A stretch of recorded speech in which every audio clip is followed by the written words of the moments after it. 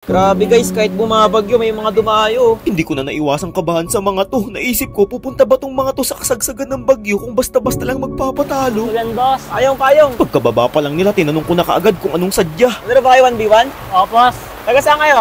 Taga Brook 1 lang, boss. Brook 1. Tara.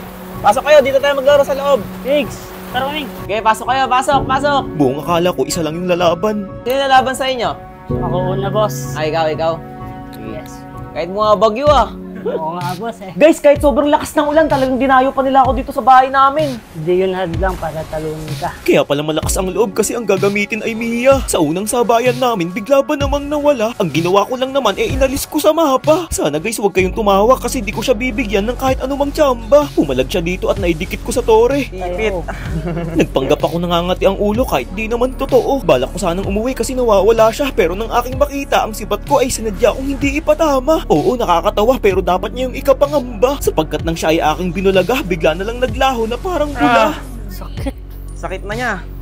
Bali may winchalant na nga pala ako sa part na to guys, pero hindi ko muna pinipindot. Baka kasi tumakbo lang siya at ang plano ko ay maudlot. Tulad na lamang nito, nakita niya lang ako, di ko na mahagilap na parang multo. Pero ngayon lang yan, mamaya-maya di ko na yun pahihintulutan para ako'y takbuhan. Naisipan niya na sa aking makipagpalagan dito. Ang hindi niya alam, may winchalant na rin ako. Kaso nga lang guys, mas pinili niya pa rin tumakbo kaysa malagunos ko. Grabe, ang bilis. Sa puntong ito, natansya ko na kung paano ang mga galawan niya. Sa bawat bitaw ko kasi ng sibat, tinatamaan siya. Napapaulti siya agad sa sobrang kaba, pero ito ang resulta. Uy.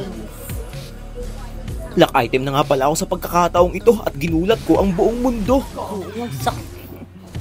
Halos hindi siya makapaniwala sa ginawa kong yun guys. Hapdi at cute kasi ang aking ipinadama sa kanya habang ako nagdiriwang sa sobrang saya. Nawawalan na rin siya ng pag-asa sa puntong ito. Bawat paglabas kasi ng mga minions niya, inuubos ko na sa loob ng ilang segundo. Kung iniisip niyong tatapusin ko na, nagkakamali kayo. Gusto ko naman siyang maka-score kahit papaano. Sa tingin niyo, kaya niya pa kayang makaisa sa performance kong pinapakita? Palagay ko kasi hindi na. Kapag ganito kasing late game, ang mouse cube ko ay nagwawala. Bali lahat pala ng mga farm niya guys ay inubos ko na para wala siyang mapakinabangan kahit na isa. Buti nga kanyo yung mga minions ko medyo naawa pa kasi tingnan nyo hindi nila masyadong dinudurog yung tower niya. Sa isip ko naman kung hindi nila kaya, ako na mismo ang gagawa. Alam kong gagawin niya lahat ng kanyang mga kaya dyan guys upang madepensahan lang, kaya labis akong naghanda. Medyo nag-iingat na rin ako kasi sa isang pagkakamali ko lang pwedeng mabaliktad ang lahat. Chinek ko na rin yung mga build ko kung ano ba dapat ang mga pwedeng paltan upang sa ganun hindi ako malugi kapag kami ay nagkasagupaan. Habang kasabay ko tong mga minions ko, sinabihan ko silang mag-tower lock, ako nang bahala sa Mia. Laking pasasalamat ko kasi nakinig naman sila.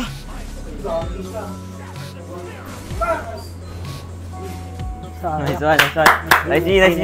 Lakas din mag-Mia guys. Talagang na-earlyan ko lang. Si ano lalaba?